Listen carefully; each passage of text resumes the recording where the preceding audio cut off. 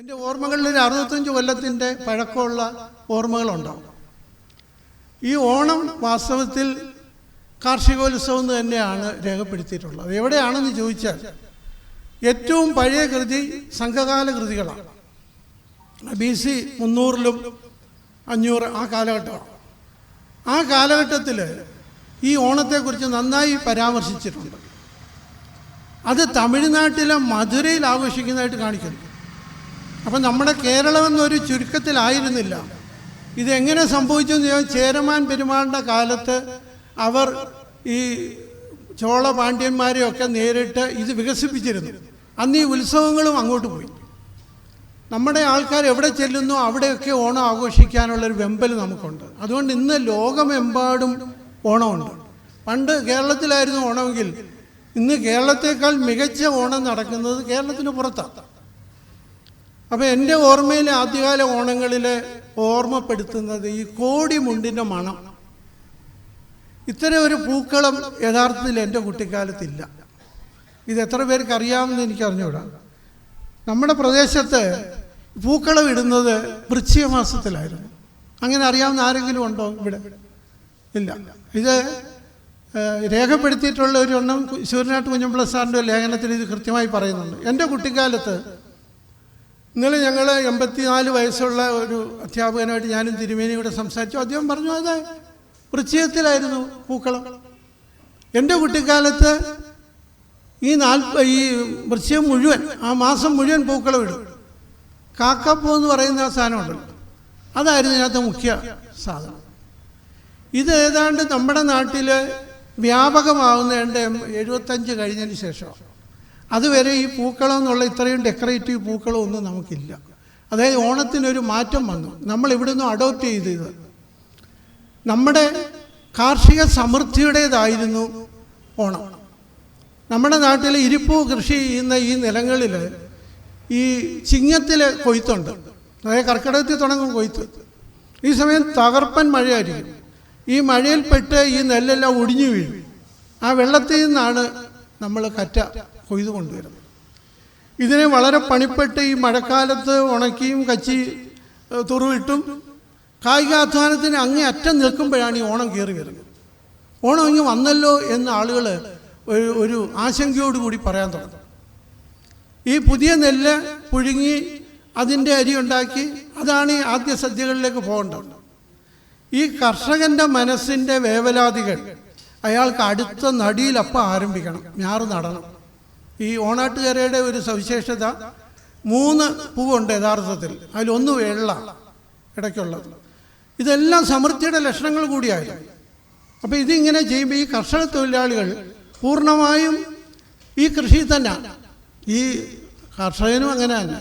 അയാൾക്ക് വേറൊന്നും ആലോചിക്കാൻ നേരമില്ല. വളരെ ധൃതിയിലാണ് നമ്മൾ ഈ തുറുവൊക്കെ ഇട്ടിട്ട് ഈ ഓണത്തിന് വേണ്ടുന്ന തയ്യാറെടുപ്പ് തുടങ്ങണം.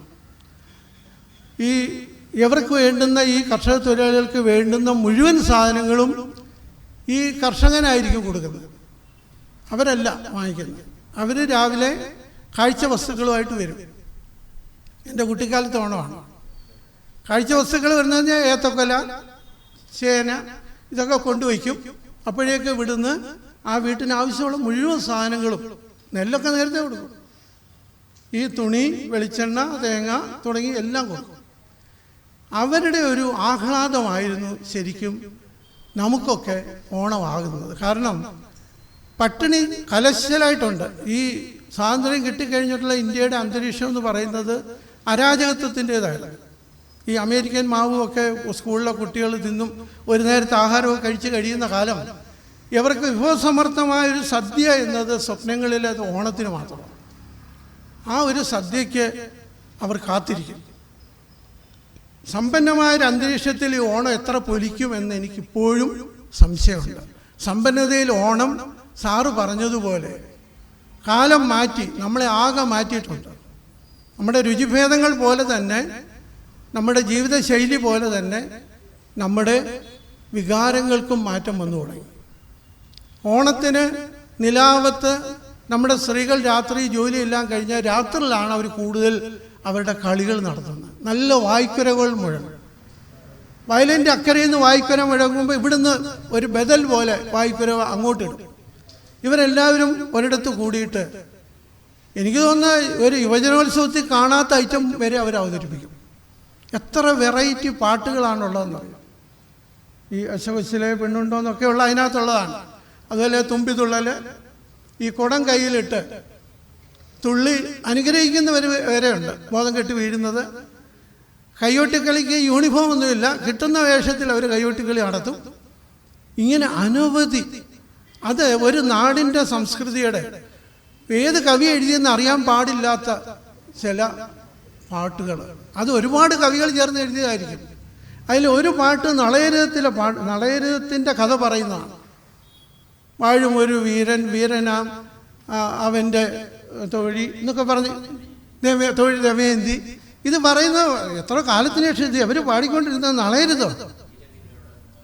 വീരവിരാട കുറച്ചുകൂടെ കഥകളിൽ നേരിട്ടെടുത്തതാണ്. അപ്പം ഇതിനകത്ത് ഈ വാക്കുകളിലൊക്കെ ഈ നമ്മുടെ സംസ്കാരത്തിനെ നന്നായിട്ട് തെളിയിച്ച് കാണിക്കുന്നുണ്ടായിരുന്നു. ഈ കളികളൊക്കെ വാസ്തവത്തിൽ നല്ല ആപാദമധുരമായ അവരുടെ ഗാനാലാപനവും അവരുടേതായ തനത് നൃത്തങ്ങളുമായിരുന്നു. അതിനൊരു ആശാനോ ഒന്നുമില്ല. ഇത് കഴിഞ്ഞിട്ട് ഈ സിനിമയുടെ ആധിപത്യം വന്നു, സിനിമാ തിയേറ്ററുകൾ വന്നു. എൻ്റെ നാട്ടിലാണെങ്കിൽ സിനിമാ തിയേറ്റർ വരുന്നത് എൻ്റെ 10ാമത്തെ വയസ്സിൽ. അന്നു മുതൽ ഈ ഓണത്തിന് ഒരു മങ്ങൽ വന്നിട്ട് ഇവർ സിനിമയ്ക്ക് പോകാൻ തുടങ്ങി. അപ്പോൾ ഈ കളികളുടെയൊക്കെ ഇച്ചിരി അളവ് കുറയാൻ തുടങ്ങി. ആകാശവാണി ആയിരുന്നു ഇതിനെ ഓണത്തെ ഒന്ന് പൊലിപ്പിച്ചെടുക്കുന്നത്. അത് രാവിലെ മുതൽ ഓണപ്പാട്ടുകൾ വയ്ക്കും, ചിത്രീകരണങ്ങൾ വയ്ക്കും. വൈകുന്നേരം ചില ദിവസം കഥകളിപ്പദമായിരിക്കും, ചിലപ്പോൾ നല്ല നാടകമായിരിക്കും. പിന്നെ ലളിതഗാന മേള, പ്രസിദ്ധമായ പലതും ഈ ആകാശവാണി ലളിതഗാന മേളയിലാണ് വന്നത്. ഈ ഘനശ്യാമ സന്ധ്യാഹൃദയം പോലെയുള്ളതൊക്കെ അന്ന് വന്നതാണ്. അപ്പോൾ ഇതൊക്കെ നമ്മൾ കാതുകൂർപ്പിച്ചിരുന്ന് കേൾക്കും. കാരണം ഇത് പാടാൻ വിശിഷ്യ അന്ന് യേശുദാസ് വരും, അതുപോലുള്ളവരെ കൊണ്ട് പാടിക്കും. എം ജി രാധാകൃഷ്ണനും പെരുമ്പാവൂർ രവീന്ദ്രനാഥും ഒക്കെ അന്ന് ഇടം കൊടുക്കുന്നത്. ഈ ഓണത്തിൻ്റെ പകിട്ടുകളൊക്കെ ക്രമേണ മങ്ങി സിനിമാ തിയേറ്റർ കഴിഞ്ഞ് 80കളിലേക്ക് എത്തുമ്പോഴത്തേക്ക് നമുക്ക് ഈ ദൂരദർശൻ വരാൻ തുടങ്ങി തിരുവനന്തപുരത്ത്. ഈ ദൂരദർശൻ്റെ ആദ്യം പിരിപിരാന്നൊക്കെയാണ് കാണുന്നതെങ്കിലും വളരെ പണിപ്പെട്ട് ആകാശത്തോളം ഉയർത്തിയ ആൻറ്റിനകൾ വെച്ച് നമ്മൾ ഇത് വെച്ചിട്ട് കാണാൻ തുടങ്ങി. മലയാളം കുറച്ചു നേരം ഉള്ളെങ്കിൽ ശ്രീലങ്ക പിടിച്ച് കാണാൻ തുടങ്ങി. ദൃശ്യഭാഷ മാറി. നമ്മുടെ തനത് സംസ്കൃതിയുടെ ഭാഗങ്ങളെ നമ്മൾ വിസ്മരിച്ചിട്ട് കൃത്രിമത്വമേറുന്ന കാര്യങ്ങൾ കണ്ടുകൂടെ.